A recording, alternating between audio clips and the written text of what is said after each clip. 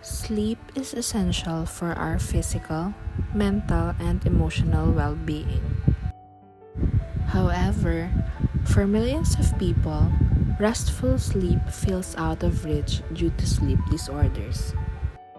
In order to cope, many turn to substances like alcohol, sedatives, or stimulants, believing they will provide relief. While these substances may offer temporary escape, they often trap individuals in a harmful cycle.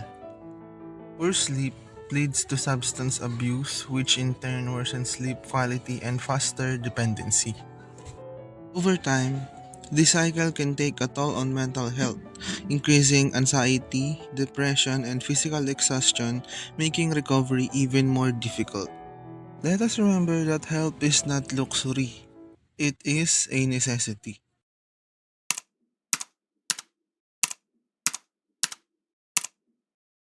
Let's start na po agad. Yeah. Sige.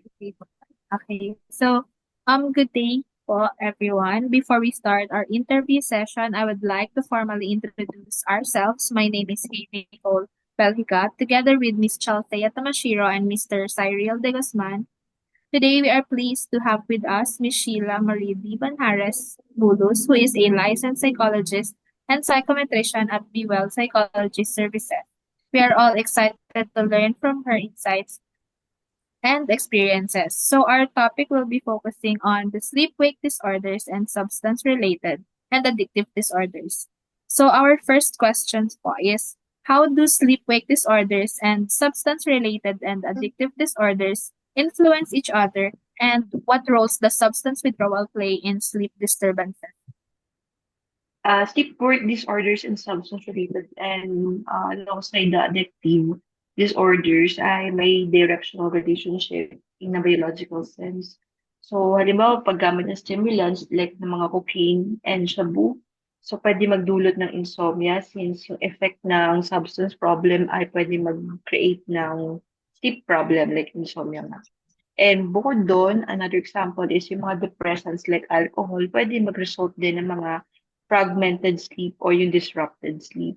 So pag may mga withdrawal yung isang tao, paring lumala yung sleep problem nila, and it will cause some physiological changes in their body. Yun affect me.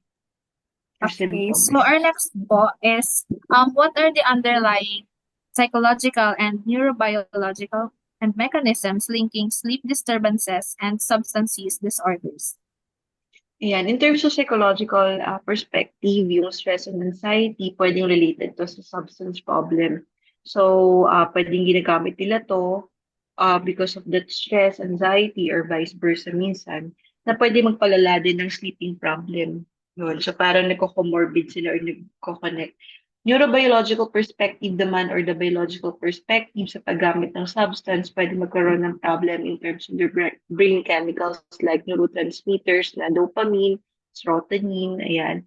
And since itong mga neurotransmitters na to, medyo related sila sa regulation ng sleep at medyo nai-inhibit nila yung melatonin na tinatawag or sleeping hormones kapag nagkakaroon ng problem na nakaka-apekto because of the substance abuse. Ayan, halimbawa, yung isang tao na panay alcohol or alak, pwede magkaroon siya ng imbalance sa rapid eye movement sleep or yung deep sleep na tinatawag. So, pwede maka-apekto sa memory, yun, and emotion. Yan, since ang sleep disruption ay maraming effect din. Thank you po. So for our next question naman is, what are the common misconceptions about the relationship between substance use and sleep disorders and how they can be corrected? Ayan, yung na-mention ko na rin kanina, no? So yung misconception na pinaka-common is yung paggamit ng alcohol na pwedeng pampatulog daw. So siguro initially kapag first time mo or matagal ka nila nakakainom, talagang nakakaantok din naman siya. Pero pag nagkakaroon ka na ng parang dependence doon or parang lagi mo na siyang ginagawa, mas lalo napapalala na yung quality of sleep na tinatawag or hindi na siya nagiging okay. pwedeng inaantok ka, pero yung quality of sleep, yun yung parang nadi-disrupt niya. So, kailangan siguro kapag ka ganun, yung mga clients na medyo alcoholic na, dapat nilang unawain na hindi nakakatulong alcohol para magpatulog.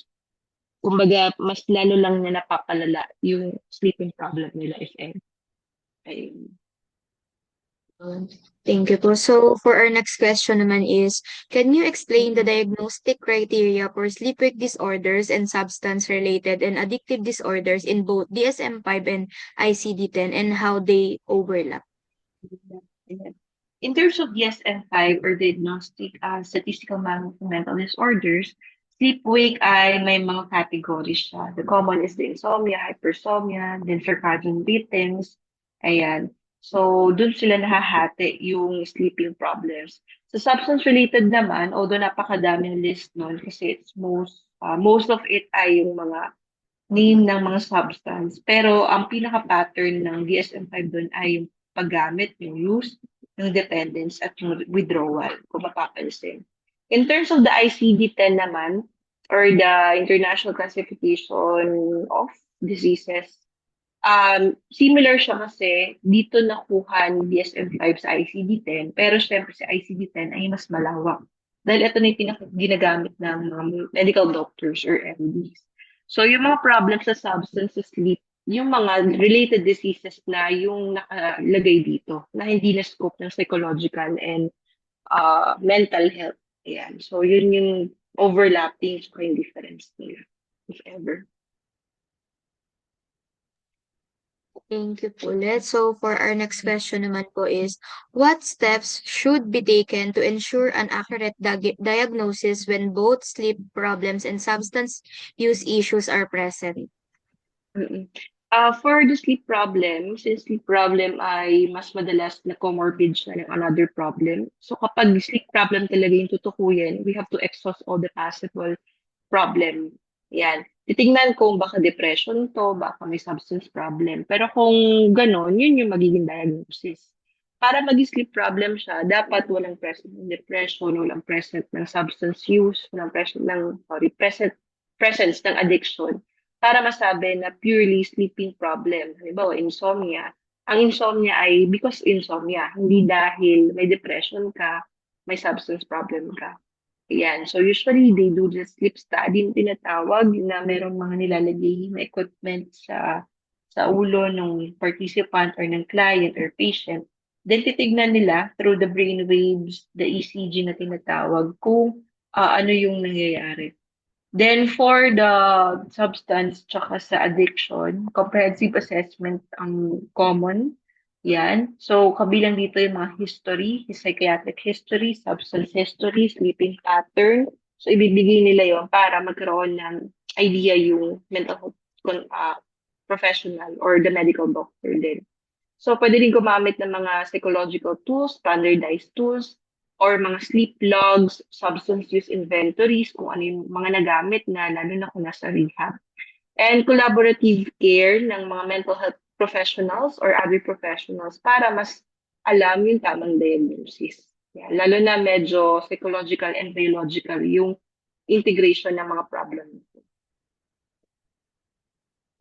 Yeah. Ayan, good day, ma'am. Next question is, how do co-occurring sleep-wake disorders and substance-related disorders affect overall mental health and quality of life? Ayan. So regarding that, kapag magkasabay yung dalawang problem, pwedeng tumaas yung mga risk ng depression, anxiety, and any other mental health problems or conditions. Halimbawa, you have substance-related problem, droga in short. So, syempre, makaka-apekto to sa physical health mo. Pwede kang pumayat or vice versa. Hirap kang makatulog, doon napapasok yung sleeping problem mo. And then, yung work performance, social relationship mo, na overall, nakaka-apekto na siya sa holistic well-being mo sa person. So, pwedeng paulit-ulit na lang na problema yan. Kasi kadalasan, pinaka-indication na may problem talaga is poor sleep or walang quality of sleep. Yan. So, kapag ka ganun, syempre, kailangan na ng intervention talaga or assessment kapag medyo affected na yung all aspect ng buhay ng isang tao. Ayun. So, ayun po, thank you po. For the last question, what therapeutic approaches are most effective in treating patients who suffer from both sleep-wake disorders and substance-related disorders, and how can these therapies be integrated? Ayan. So, na-mention ko yung cognitive verbal therapy, and usually, common is for insomnia. Paano sila makakapag parang regulate ng sleep nila through the CBT technique. And then yung contingency plan din or management, doon yung parang logging kung gaano yung tulog mo, yung sleep hygiene na tinatawag, even yung mga ginagamit na substance abuse, para ma-monitor mo kung ano yung mga nagagamit mo. And then, i-check ng mismo mental health professional mo or ng professional na tumitingin sa'yo. So the holistic approach there is we could use the mindfulness using CBT, which is commonly naman na ginagamit yon. Yan. Kumbaga, they have to be mindful kasama ng contingency management, yung parang monitoring ng kanilang lifestyle. Yun, makakatulong. At kapag may mga severe cases, minsan kailangan na talaga ng psychiatric medication. Pero alongside pa rin siya ng psychological or therapeutic intervention. Yan. Kumbaga, ano sila, tandem lagi. Even sa other psychological problem naman. So, ganun lang din sa substance-related tsaka sa sleep-wake problem.